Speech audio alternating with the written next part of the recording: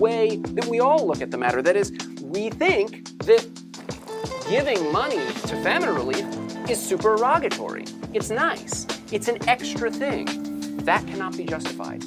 The only thing, according to Singer, that can be justified, and we're going to get to the argument for this conclusion, the only thing that can be justified is the way of thinking where you think that giving to famine relief instead of buying new clothes or a new car or whatever, giving to famine relief is obligatory. That's the only way of thinking that can be justified. The upshot or the punchline is this.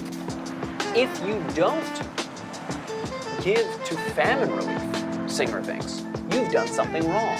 You've done something evil, bad.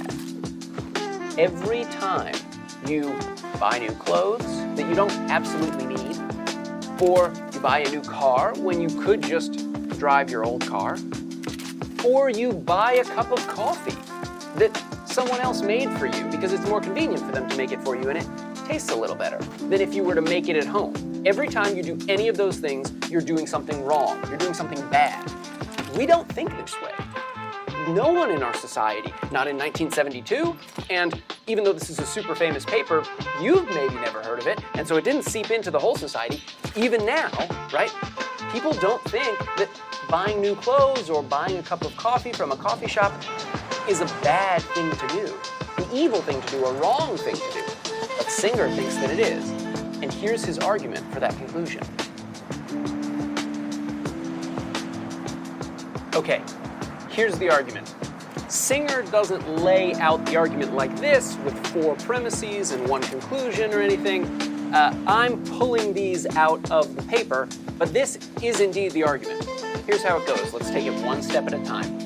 1, if it is in our power to prevent something very bad from happening without thereby sacrificing anything of moral significance, then we must morally do it. That is, prevent that very bad thing from happening. Okay, that's premise 1. I'll just give you a hint. This is going to be the most controversial claim, right? It's a very general claim. It's talking about, very bad things. It's got this big category of very bad things, and then it's got this other category of things with, things that you might sacrifice that are not of moral significance. That's another big category. It's a big, grand claim about what you must do morally, and it's a very general claim. So 1 is going to be the most controversial claim in this argument. So we'll come back to this. If you're looking for this claim, by the way, in the reading, then go to